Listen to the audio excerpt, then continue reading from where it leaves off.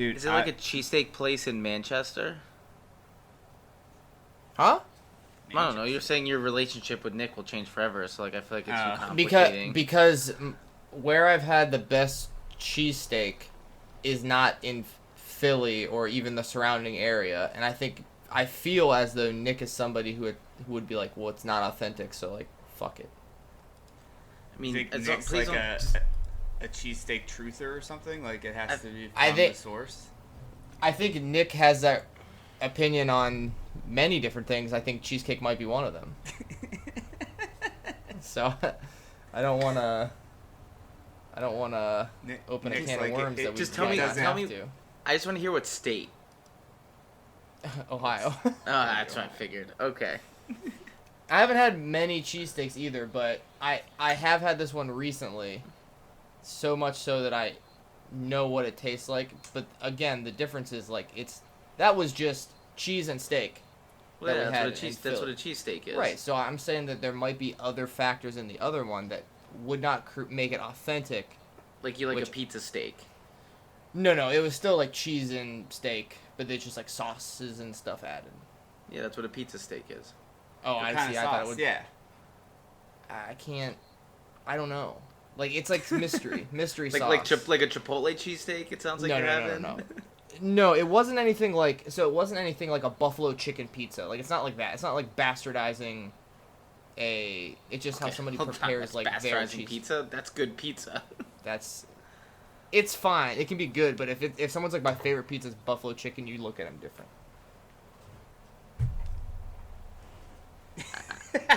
Dylan's like, my favorite pizza is buffalo chicken. No, I do have a good Chipotle chicken pizza place, but I'm on to a vodka slice recently. Oh, Chipotle chicken. I don't know if I've ever had that.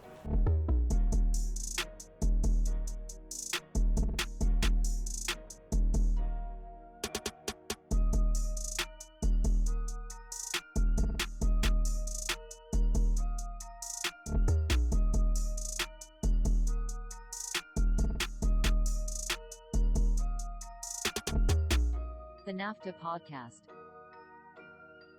Sometimes may be good, sometimes may be shit.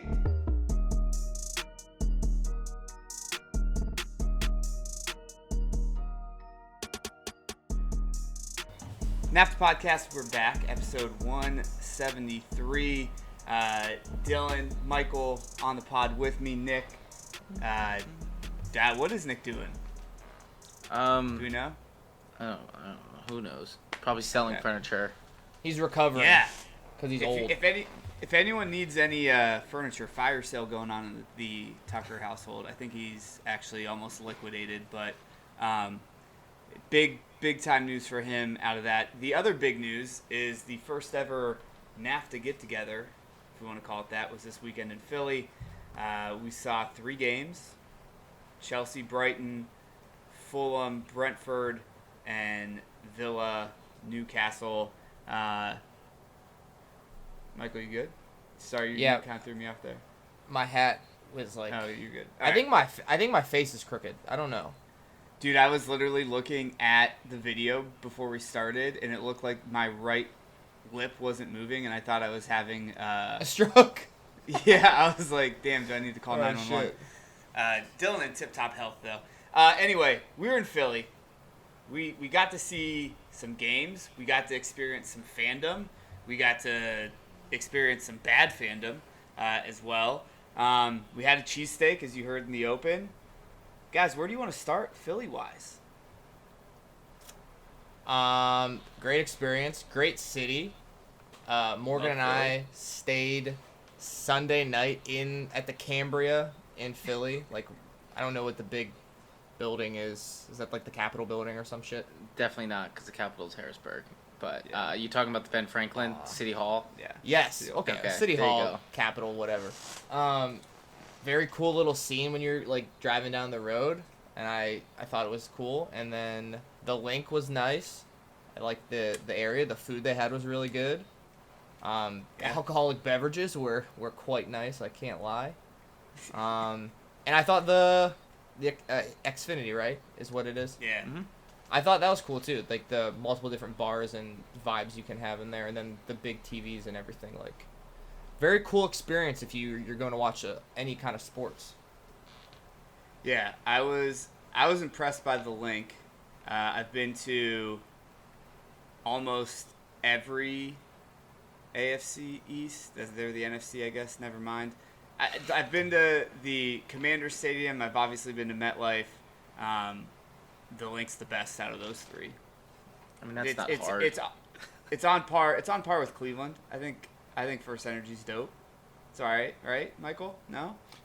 Yeah, I do think the only thing Cleveland-wise that we fall behind the pack in is food. Yeah, we're terrible with food. Good beer selection. I do think not Three Rivers, Heinz Field's better. It's probably one of the better places I've ever been. And I guess the other thing too, which I don't know for sure, like, do you have to walk up a 1% incline 1,500 times to get to the higher levels of the link? No, I think there's escalators in one spot, but like a lot of times, yeah, you're just walking all the way up. Because it's not First Energy anymore. They don't have anything yet. Cleveland Browns Stadium. Yeah, I think that's what it is right now. But if you go up or down from the top or whatever, it's literally just you go like this for like an hour until you get to the top. There's like no actual, just straight up. We haven't figured that out in Cleveland yet, because I do think Progressive Jacobs Field kind of had a similar situation too. The Xfinity's sick. I think if you're gonna have an area where you have multiple teams and with their arenas and fields and whatnot, it's almost mandatory anymore. I think as a fan, your expectations for the experience are so high now that I can't believe Cleveland doesn't have that, because we have the basketball. We have the Gund Arena and Jacobs Field right next to each other. I know that's not what either one of them are called anymore, but it's the Rocket Mortgage Center and Progressive Field. Join us next Rocket week Mortgage Arena. Sorry. Join us next week for our naming rights podcast, talking about all the stadiums we've been to. But I thought Xfinity was sick. People need to do that. Companies need to do that now. It just makes too much sense. So, Dylan, you're a vet. You used to live there. Were you impressed on your return? It was the same. I mean, the building I used to live in, still an empty lot, so I thought they'd make progress, but they must be trying to fight for that insurance money like 7 years later. So that was maybe the wildest story of the weekend, when you were just casually being like, yeah, I moved out, and then the building collapsed a week later. I was like, holy crap, what are you talking about? Yeah, but that's Philly.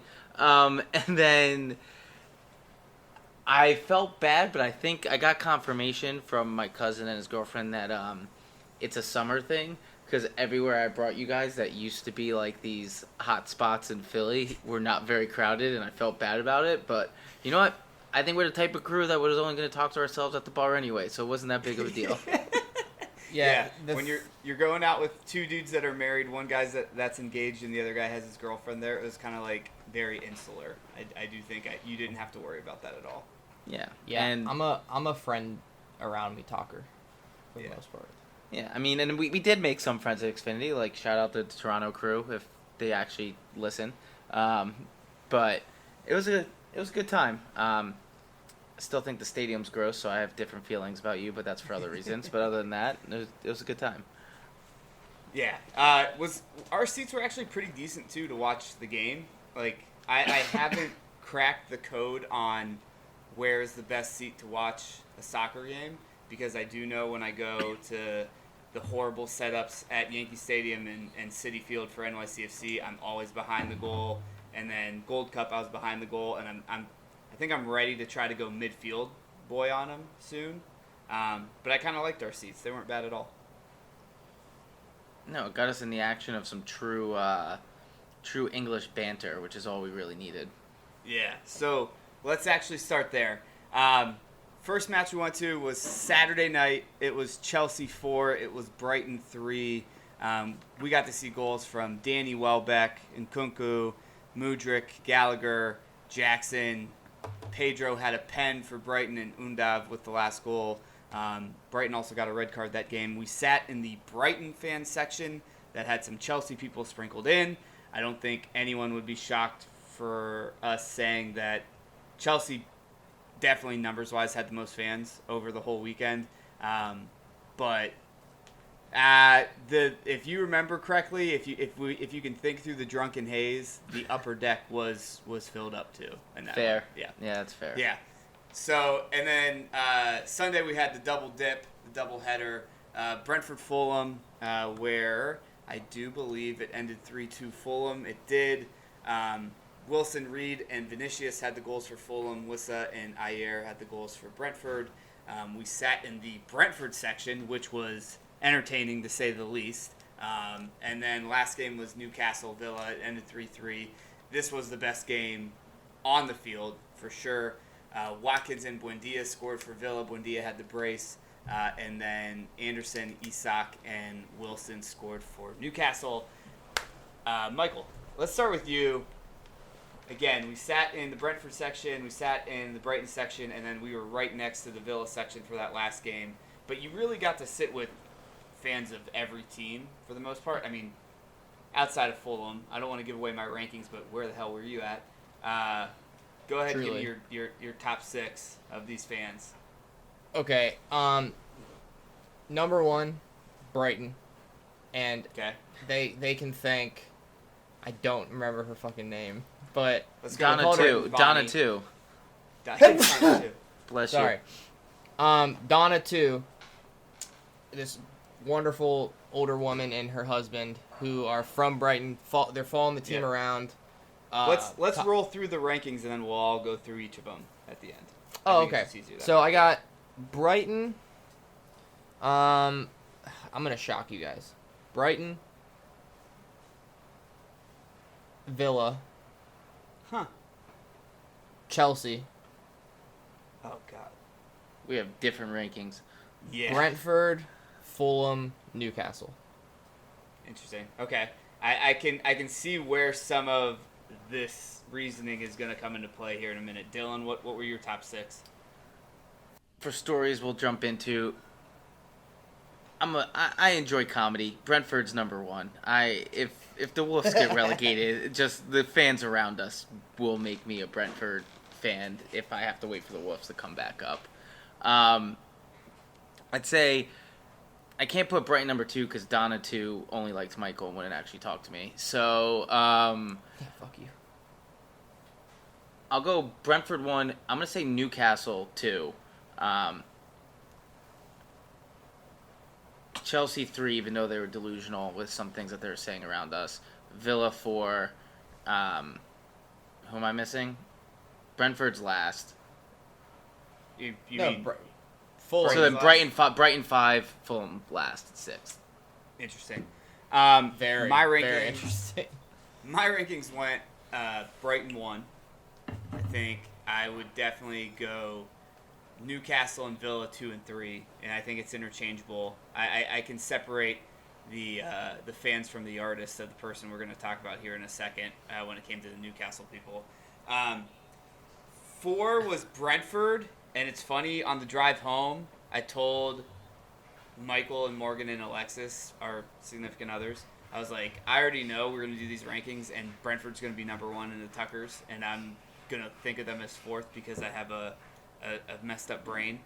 Me! And then who am I missing? Brentford? Fulham. No. Who Fulham is 6, and no, Newcastle, Fulham's Villa. 5. Fulham's 5, Chelsea 6. Yeah. Okay, so I wanna be clear here with mine because Yeah. we did not sit in the Chelsea section, we did not sit in the Newcastle section, and we did not sit in the Fulham section. Okay, For sure. So just by that, Hold on. Did Fulham have a section? well, yeah, I think Technically. they're basically like they're at 0 because like they could either go down, they could go into the negatives, or they could go into the positives. Right? They're just I didn't even see them. I'm not to be crazy or make a joke. I did not see Fulham fans there. The thing is, we had the actual like exposure experience of like Villa fans, Brentford fans, and then Brighton fans. Brighton fans, I talked to that lady. She was super nice. She was telling me all kinds of stuff. She was, pretty funny and everything. But they really there watching, and they were like happy to be watching and enjoying their time. And I thought that I was like, oh, it's nice. Like you're not like taking it crazy serious. The first one we saw that took it like serious was Brentford, For sure. and I liked most of everything that they were saying. They did almost start. They almost had like the Arsenal Man United fight in the crowd next to us, and I was kind of like, all right, it's preseason. Like I'm just like, I don't care, but it is funny. Like I can't deny the humorous aspect of it as well. I can't say Chelsea's last because every single Chelsea person I talked to was super nice. I can't say that they. Is this the nice rankings though? I thought we were like in terms of atmosphere. Well, but the guy who was in front of us, Dylan, who we were going back. He and was forth nice. with, Yeah, we were bantering. he was nice, and Yeah. he was clearly like, he's like, we're gonna finish top 4. Then they scored, and he's like, we're gonna finish 3. And then when you start asking him, you realize he didn't know who was gonna finish first. He had no clue. So well, he didn't know what place they finished in last year because he asked me as a Wolves fan. He goes, "Well, where were you last year?" And I was like, "One behind you, brother." and then he said, "Yeah, that's right, 1 behind." And then you said, "Okay, like what?" I was like, what "That's do you still mean?" 12th. Yeah, But I think that's my biggest thing with them is like they're all delusional. Like they're all delusional, dude. I think that if we sit in that Chelsea section, I think we walk away and they're bottom of everyone's list. Yeah. Yeah. Okay, but we didn't, so I'm not gonna say that they were because that guy was messing around, but you could tell he was kind of like. I was like, brother, you don't know who this Jackson guy is. He's never going to play a minute for you. I asked him who scored, and he was like, I have no idea. He actually is going to play, by the way. I looked some things up. I think he's going to play. Yeah. Well, that's even worse that he didn't. That's even worse that he didn't know then. By the way, because he just came over. Either way, he just came over from Yeah. You know what I can't Jackson. say. Yeah. Yeah. And it's painful for me to put. Maybe Newcastle can be 5 in mine because we talked to James. A shout out to him. I don't even think we told him we have a podcast, by the way, which is a big miss on our part. But we talked to James. He was delightful. He was so cool. He was so funny. Newcastle fan. But then we sat, and I think John and I, just because they were directly behind us, got the worst of the Newcastle fans that were behind us. And they were absolutely unbearable. Yeah. So those 3 specific fans were, but I look at it as those were 3 American Newcastle fans. The game where the fans truly, like, there was an atmosphere of, like, they actually care about this game because it's the only sections where people were standing the entire time was Villa and Newcastle. And the reason why 100%. I had Newcastle up, I figured once I put together why you put them last, I know exactly why you did, Michael, but, like, there was a point where there probably should have been 2 calls in a row that should have went Newcastle's way. The eruption from just that one section of Newcastle sounded like a full stadium. And like Yes. and shirts were coming off, like they were being proper Geordies. Like it seemed like it would have been a lot of fun to be in the Newcastle actual section, to be honest. I think if you're, this is where I'll say what I'll say about it. I think if you were like a Newcastle fan and you went into that section, you'd be like, oh my god, like this is incredible.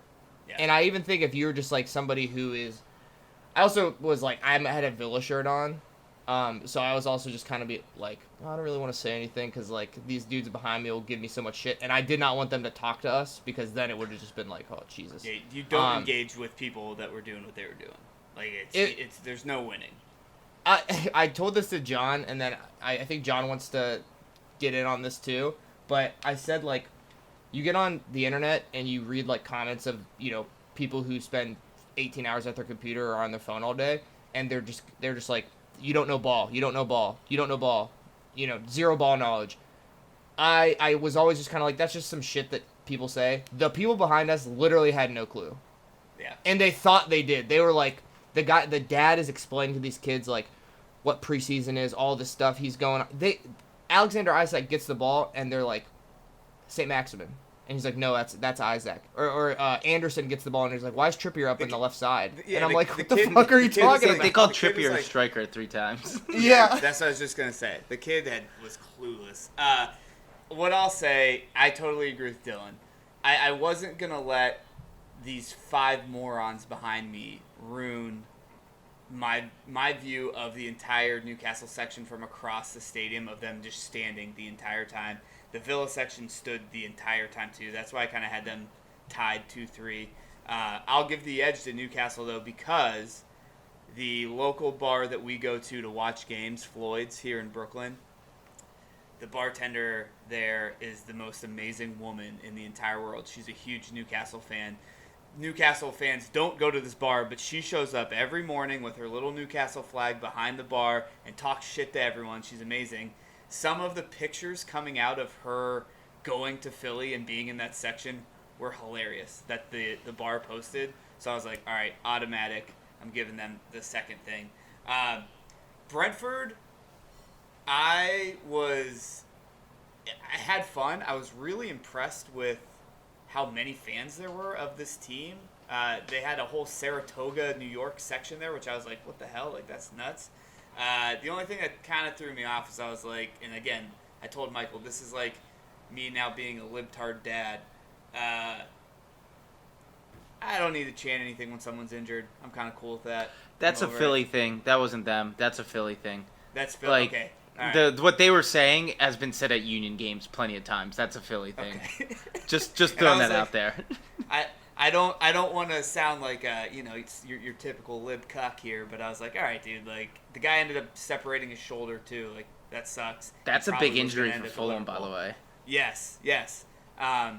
So that sucked, and then Fulham didn't even show up, but they're going to go 5th because I think I have no patience for a lot of things anymore, as Michael can attest to, because he's kind of calmed me down on some scuffles I've been in the past. But especially if I have to sit next to a Chelsea fan in a preseason game against Brighton, and I forgot about this.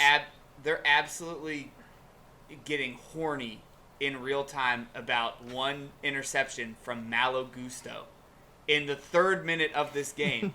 And they're talking about how he's going to be an amazing addition to the team. Like, I literally just know, and I'm sorry to my guy Evan, he's my favorite Chelsea fan in the world, they're all morons. Chelsea fans don't know anything. Like, they just don't.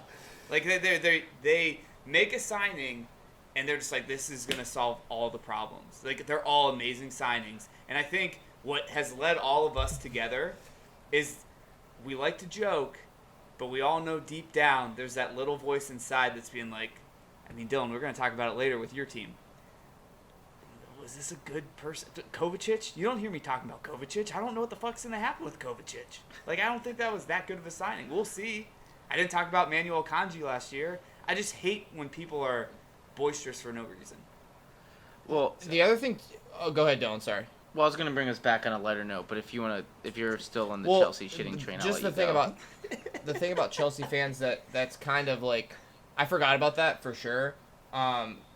We also just have a deep dislike for Chelsea in general, which I think is hard to separate. But I will say, like, to your point, there is no in between the two feelings of, we signed this guy, he is going to be the best player in the world for the next 50 years, and then he goes out and he like gets subbed after 62 minutes and doesn't do anything. Get him out of the club right now. See you later. You suck. And I think that is, you can have that. You can be like, I'm really high on this guy, and then they end up being very bad, and then you're like, okay, we have to get rid of him. But, like, to do it in the span of, like, a week is pretty insane to me. Yeah, and before, Dylan, I give it to you, the best defense against what I just said is how those Chelsea fans feel about Malo Gusto is how I feel about Chelsea fans. I don't know if I can give any of them a chance anymore.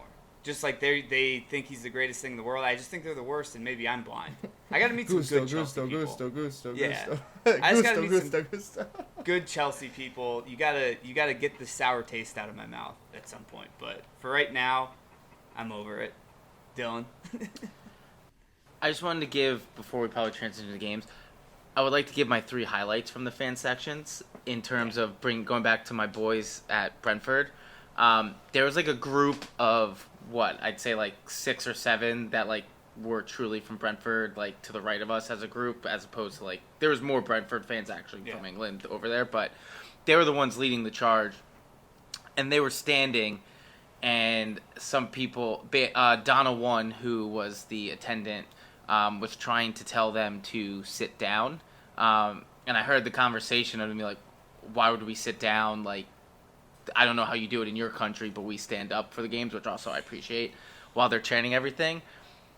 I've never been so proud of a chant as they were being told to sit down, and the rest of the friend group just starts if you love Brentford, stand up. If you love Brentford, stand up, just to get the whole section to stand up and just fluster Donna. Might have been one of the funniest things ever before they then serenaded her with if you love Donna, clap your hands, and like brought it that way. Like just to have like poking fun. Like that's why Brentford was number one. Between that and anytime Ben Mee touches the ball and they just say, me, may have been one of that and the we also had a little bit of a London derby, and them just shitting on Fulham with half of their chants was also pretty hilarious to watch. Yeah.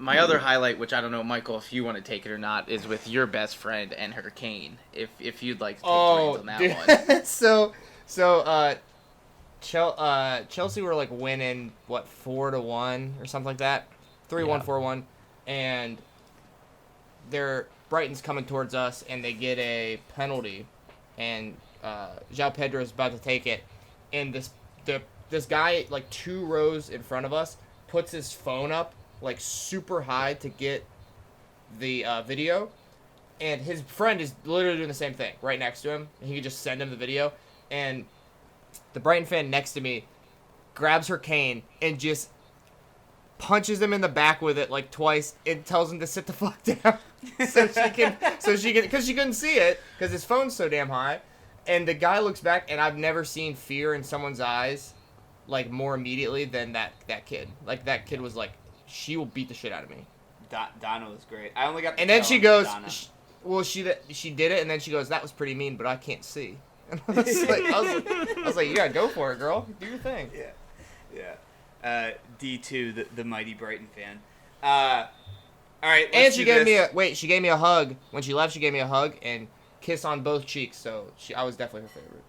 Yeah. You were the only one who's favorite. Me and Morgan tried saying hi to her, like to start a conversation, and then she would look at us blankly, say nothing, and it'd be like, so Michael, what's your favorite reason for being here? Well, she literally, like, Morgan, she's not a mean person, and I love my girlfriend very much, but Morgan is like, she's an antagonizer. She's an instigator. She's like, so who's your least favorite player in the Premier League? And she goes, I don't have those feelings about anybody. Yeah. And Morgan just kept kind of asking her, like, she asked her who the hottest player in the Premier League was. And I was like, Morgan, I think, like, she's just a Brighton fan. Like, you can ask her the hottest player on Brighton or whatever. And, like, even Cucurella's playing. And I was like, oh, Brighton people don't like Cucurella because he left the club. And I said, that was me. I was like, Donna, what do you feel about Cucurella? And she goes, I don't feel anything about him. I just hope he's happy. And I was like, you're the biggest, nicest person ever. I Like, do feel like deep down Donna was like, I want everyone to have a good time, but I want Brighton to win 2-1. Like, yeah, Brighton better win. I want everyone to have a good time. Yeah. Dylan, I don't think you can really take anything that much from these games, but just from what we saw and knowing we're going to have to talk about each of these teams 38 different times essentially coming up here pretty quickly, what was your takeaway? Who was like the most impressive? Who's the best? Who do you think might need to do a little work here before the season starts? So I'm going to describe these games, and I think I may have said this to you both, but like I felt like I was watching Hard Knocks when I fall in love with certain teams because I'm watching it, and then all of a sudden, though, they end up sucking, and I'm like, shit, how did I fall into this trap? So my highlights are, I think Fulham's in for a rude awakening. I think there's going to be major regression unless they sign people, and also with the injury to Polina? Yeah. I wasn't impressed with. Not saying I don't think they looked like absolutely terrible, but I wasn't impressed there. I think Brentford is who we thought they were, from what we saw. Villa and Newcastle are, I think, the two best teams that we saw. I think Talani needs to hit the gym, like actually, and I'm not saying that to be funny. Like he got eviscerated for, he got eviscerated for the first 2 goals. Let me do my thing. It's on brand. And and um, I can see Chelsea being good, and I can also see them absolutely sucking. I didn't get put either way from the game, to be completely honest. Like I don't. It's a crapshoot for where. Like I could see them all of a sudden, let's say finishing 5th, and I could see them finishing 10th. For sure. So that's your hard hitting analysis. No, I love it. I love it. I think I'm with Dylan. I think Fulham, even though they won the preseason game, I thought the first half, what's his name, Flecken, the goalkeeper for Brentford, like let them down on the second goal for sure, the near post one. The first goal was just an unreal shot by Harry Wilson, but other than that, I thought Brentford was kind of more impressive, knew what they were doing better. The Chelsea-Brighton one, I mean, Chelsea scored, at least the last 2 goals up a man. And then Brighton scored, it was all 3? Those last 3? Yeah. Okay. Brighton was controlling that game until then. Yeah, and they still scored two guys down, or a guy down at the end. So I think that one's a little bit, you can't really tell so much because, in a game that matters, you probably change how you play when you go down a guy. I think they were just like, fuck it, we're just going to play. Who cares? But easily, and we said it in the first half, the best game we saw was Villa-Newcastle. I think Newcastle will be really good if Aston Villa, and we say this every year, I feel like, but if they actually figure it out, they're going to be a problem. Buendia's going to be a problem. Ollie Watkins is going to be a problem. They're going to get Moussa Diaby in. He was there. I don't think he played at all. Mm-hmm. Pau Torres, they're going to have more center back help. And then, who is the other guy? The big signing. They did. Diaby was the 3rd. Pau Torres and some. Why are you doing this live? Diaby, Pau Torres. They had Kamara in the center. Like, that midfield's going to be crazy. I can't think of who it was. I feel like it's an attacker, though. Oh, Tielemans. Oh, yeah. Okay, that's why. Because it's going to be Tielemans, Kamara. I forgot because he was on a free. Tielemans, Kamara, Buendia as that center attacking mid. I think they're going to be really good. And McGinn. I mean, McGinn was treating it like it was mid-season. He was just running people over. Seeing McGinn live, I always would watch and be like, this guy's just some short, stocky guy. Like, I don't understand why he's that good. He bullies people. Like, he actually live was that changed my perception on him very much. The first 2 goals Villa had were kind of created because of a non-hockey assist. It might have been a pass, even 1 or 2 before that he ran someone off the ball and was able to get it out into space to someone. Talani. Yeah, it's Talani. I can't wait for that all year. Look, I totally agree. We're trying to do better at not just repeating each other's points. I think it's really hard to tell anything from that Chelsea-Brighton game. What I will say is who scored for Chelsea is going to be catnip for them. It's Nkunku, it's Mudryk, it's Nicholas Jackson. 2 of the guys are new signings. The 3rd guy is obviously the butt of every joke all last season. So I think they're going to be riding high into this season, and I'm not convinced of any of those 3 guys, to be totally honest with you. We'll have to see what happens. I guess I agree Fulham is even more of a mystery, too, because you don't know who's staying. Mitrovic is probably gone, you'd assume. He's saying never play again. I mean, he's at least not playing, never playing for them again. Yes. But you also don't know if Marco Silva's going to be gone. There's a good possibility he gets picked up by the Middle East Saudi Arabia League too. I totally agree. Newcastle Villa was a sick game, and I'm glad we got to see every goal. Nothing happened after we left, but they'll be interesting. And Michael, we can't go through all of this and not shout out our guy that was just an absolute problem for Newcastle to deal with on that right side. What the hell? Oh was his yeah. shit. Was it Fen- 43? Fenagine. The really fast Fenagine. guy? Yeah, the 33 Fenagine. I don't know what Something. his role is gonna be on this team. I don't know if That's he's not his name. I'll look it up. Hold on. actually. I don't know if he's actually gonna get to play, but he's not even on FOTMob's like squad roster for them right now. But he literally started so many of the attacks. He started so much of the movement on that side. I'm hoping if we do this fantasy league again, I might buy late round him. Might have a nice little assist getter. Philogene. Philogene, yes, because we were in Philly and he showed out in Philly. 'Cause Yeah. his last name He is was Philogene. he was PH. really good. Yeah, he was really good. I also want to call out, because I think Nick told me I'm an idiot when I said this, but I ended up being right. Harvey Barnes was in America, played the day of his signing in the game. Just want to throw that out there.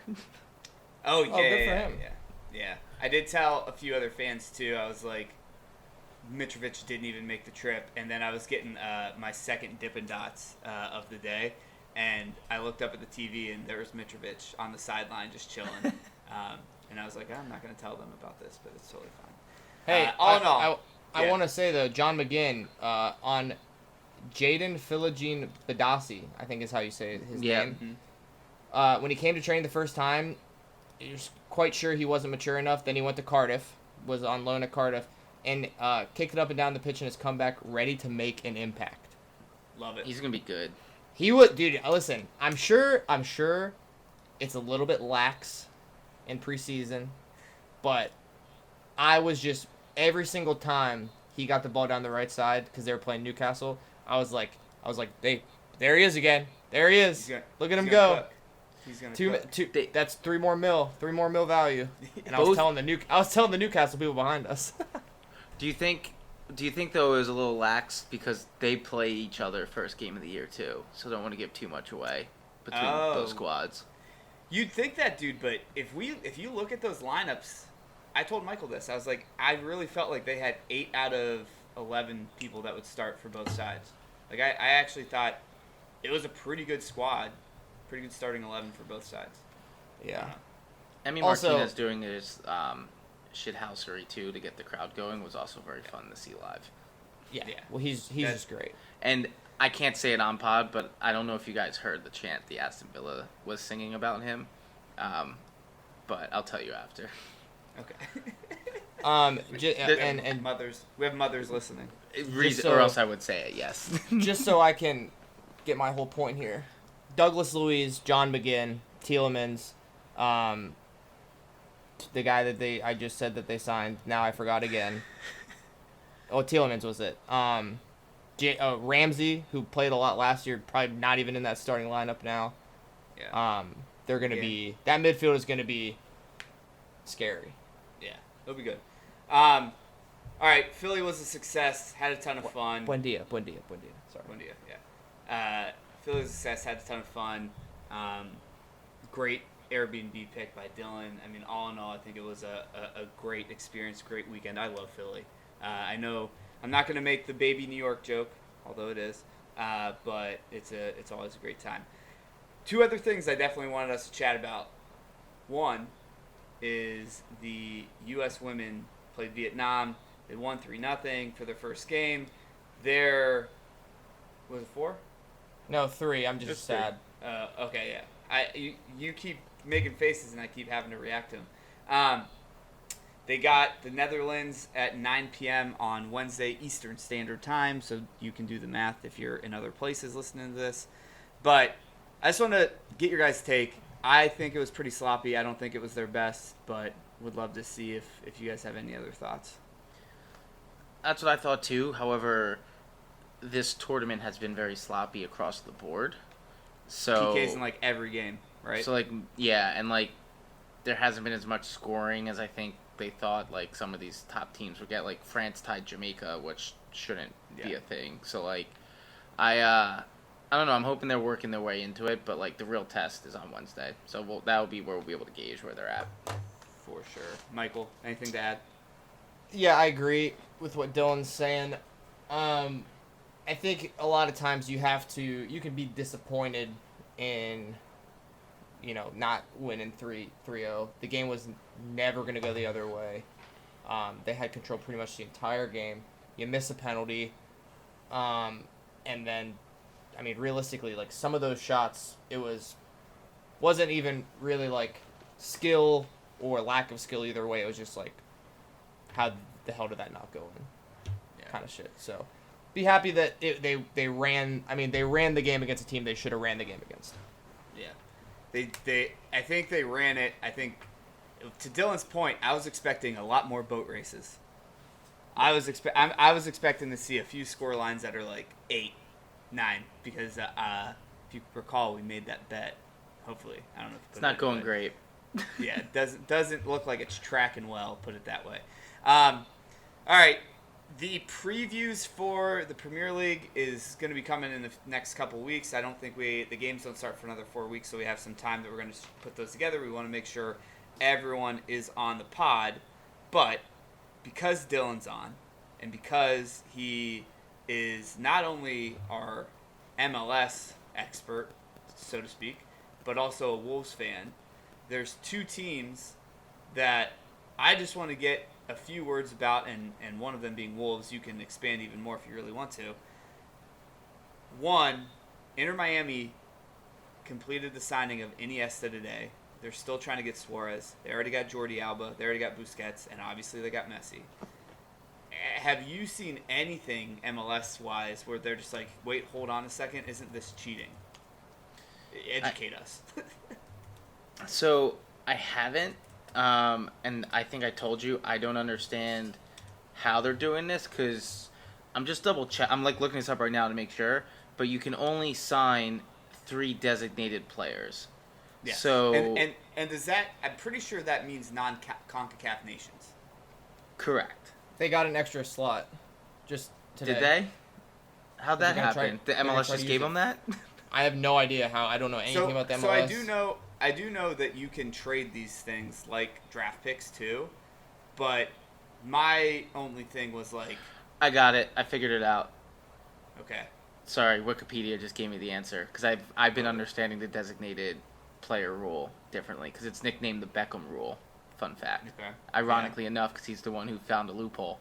We have to look at everyone's salaries. Essentially, you're allowed to sign 3 people that are considered outside of the salary cap. Everyone else must be within the normal average wages. So there might be some people coming on a Messi friend deal, it sounds like, because I haven't seen what the contracts look like, but that's probably how they're getting away with it. I'd have to assume it's Alba and Iniesta that are taking a pay cut, but I mean, you're essentially going to have, what is it, 2013, 2012 Barcelona in Miami. Yes. With this squad, right? Like, all those guys play together. Which is great, but you know that if they win next year with that team, it's just going to make everyone actually shit on the MLS, because they're going to say that everyone that was the old Barcelona team won. I hope that's not the narrative, but watch, that's what's going to end up happening. Fingers Yeah. crossed. It's interesting. It's kind of a damned if you do, but you can't not take the risk if you're the MLS. Like, you're gonna get so many more eyeballs on this. I will say this: the Leagues Cup is going on right now. There's Mexican teams that are in last place that are just pummeling some of these MLS. Like, Austin got beat 3-1 to Mazatlan. That's not a good sign. Well, you got to see though. I haven't looked at lineups. You don't know if people are actually playing. Hey, I don't know if they care about this or not. We took the season is paused because of this. It is paused, but like it could be a reason to rest some people. Just saying. Sure. You just had people come back from the Gold Cup. You might want to give them a rest. Throwing it out there, like half of Philly's team was in the Gold Cup. Sure, I guess I can concede I'm just that. giving you an argument. The other thing I'll say too is I'm not sure. I think we talked about this last week, but like I'm not sure what Busquets was still gonna have, or Jordi Alba, or Iniesta. But I do know one thing: Suarez has played 30 games in the Brazilian league, which in my opinion is a better league than the MLS, and he's got 13 goals. I think if he comes to the MLS, he might still be a handful for some of these teams. Now, I don't co-sign Nick's decision to bet on them winning, because I think we were talking about it earlier. If you look at traditional points, they have to get like, what is it? 27 more points. They have to go 9-2-1 or something like that. Yeah. To make the playoffs. Just to make the playoffs. Like I don't know if that's going to happen. But I will also say, watching that buzzer beater for Messi the other night was pretty sick. it was insane. That was so dope. Let's transition to a team you know really, really well. You're struggling with FFP right now. Wolves are. You're selling people. You're not signing anyone. Everyone. Yeah, Nick Tucker and Wolves have one thing in common. Everything's for sale. What's your thoughts? How you feeling? Are you preparing for the championship? Like what level of alert do we need to be on with you? I don't want to give away preseason rankings because in the next few weeks I might be able to talk myself into it, but I'm preparing for us and putting them in the relegation zone. Like this weekend made me realize even more. Like we just watched 3 friendlies that I think had 5 or more goals in them. I don't think in the past 2 years I've seen the Wolves score more than 2 goals in a friendly. So, like, when we're not bringing anyone in, it's either Fabio Silva is about to become the wonder kid that we were promised, or we're screwed. Because we're not like your version of financial fair play, where we're selling everyone, but they only get bought for $5 million. And there's only so much you can do with a bunch of $5 million sales to actually go buy someone. So yeah, I don't know. I'm kind of on the maybe we just say screw it and just start spending a ton of money because you guys seem not to get caught. So I don't know how you do it, but like I'm open to watching an hour YouTube video to send to the Wolves to figure this out. Because when your big signing's a free transfer of Matthew Doherty to come back, that's not what you need. Yeah, again, we're not going to give too much away because we have our previews coming up soon, but there's a few teams that I have a big old high alert for relegation coming up, and one of them's Luton Town because they have no money whatsoever, and they're just small. Although it's going into the stadium. Yeah. I'm not going to lie, you're in there too. Yeah, I know. I'm with you. This is why we like Dylan and we hate Chelsea people. Like, he gets it. He just gets it. Well, I don't want to say this. Yeah, I know, but like it's the reality. Can't ignore reality. On my trip home from Philly, I listened to a number of videos about financial fair play, how it works, what teams in the Prem are like under, like on the watch list, under investigation, etc., etc. I'm with you guys both. I think Wolves are in trouble. I'm also a little bit like, why are we picking on Wolves so much? Yeah. But, well, it's because I'm bringing it up and I'm self-deprecating and. Why I know. I guess if I'm taking it away from. You mean like there's bigger fish to fry? Yeah. Yeah. I just it is, and I think it's. I was listening to something on The Athletic about it, and it just. I think it's almost like well, if we're gonna let all this stuff happen, then let's just let it happen and forget about it, and then, but why are we like focusing on these certain teams that aren't those big fish so much and not the big fish? And I know the answer. I mean, obvious, but it just kind of sucks. I just wish that it didn't exist at all, and we could just be like, fuck it, I don't care. Stop talking. John, noticeably silent right now. Don't really want to say much here at all. But no, I don't disagree. I do think it stinks that it is Wolves that is apparently bearing the brunt of some of these FFP regulations, and people are actually going after. It's kind of like when someone who makes $50K a year doesn't end up paying their taxes correctly and the IRS goes after them. Yeah. Whereas, Yeah. like, that's how I feel about a lot of this stuff. So, yeah. Sorry to Wolves. Guys, I have one last thing before we shut it down, get out of here on a quick pod. It just popped up in my brain because I remember seeing it while we were in Philly. Did you notice Aston Villa had a new badge? Don't like it. I was going to make sure that I could show it to you. All right, so there it is. Old one to new one. Dylan, you don't like it. Give me some adjectives of why. Circle. Gross. Yeah. Circle. I don't know. I noticed it when I was in line getting like the free jersey print stuff, and there was a lot of like villas there. When you have a lion, and it looks like it should be in medieval times, it needs to be in something that looks like a badge or a house or something like that. I don't know why. That's just where my brain goes. Circle, no bueno. Yeah. Before I kick it to Michael, Dylan, you might remember this. Do you remember when like Bleacher Report first came out, and they weren't allowed to use the actual logos of teams that they like wrote about and stuff like that? So then they made like generic other. That's what this looks like to me. This looks like a Bleacher Report generic logo that they switched out. Michael, what's your thoughts? Can you show it to me again? Yeah. You didn't. 'Cause You I'm couldn't with- see on the field to see it. No, I just want to see. Okay, so here's what I'll say. I don't like that everything's a circle now. Yeah. It annoys me. I think like the shield look is way better. I think the other one's a little too plain. I think that they could mix these two things and it would be a really good badge. If I was just had to pick one though, I'd pick the old one. I think honestly the jersey you were wearing for that Villa Newcastle game, they had that checkerboard effect.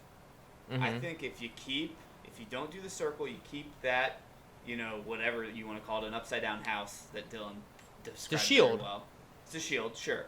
If Yeah. you keep the shield, you get the new lion that you got maybe, and you put that in there with a yellow outline, and then you have a checkerboard blue going like light blue, dark blue, or like just different shades. That might be a little looks too a little much, better. but I like what you're cooking Yeah. here.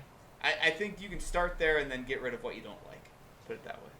Because I was actually just looking at this. I was looking at, just like going through FotMob and looking at a league. I can't remember which league it was. But they're all the same, like, crest. The same shaped crest, and they're just different colored lines. And I was looking at, like, the Portuguese league, and so a lot of those teams, like, Porto. Like, look at Porto's shirt. Like, what the fuck is that, right? Well, it's We need more, like, it's a what- globe. Well, I know, but I'm saying, like, in terms of, like, a crest or, like, a logo, it's we need more different. character. It's unique. Yeah. I like the unique stuff. Yeah, I don't disagree. Dylan, women are coming up. You got any bets before the end of this week? I've got one. Canada, Ireland under 1.5 goals plus 170. We're going opposite direction. Yes, we are. We're readjusting our expectations here. I love it. Expect goals galore now, but this is where my head's at. No, you have to. I love this strategy. You're either gonna hit this one, and then it is gonna keep going low, or we're gonna double mush, and a double mush means that our original bet's back in the money, and I love that idea. Exactly. Love that idea. It's proper gambling. All right, you got a joke to get us out of here? Yeah. So, do you guys know why Donnie Vanderbeek looks like a judge? No. Because he sits on the bench. Cheers.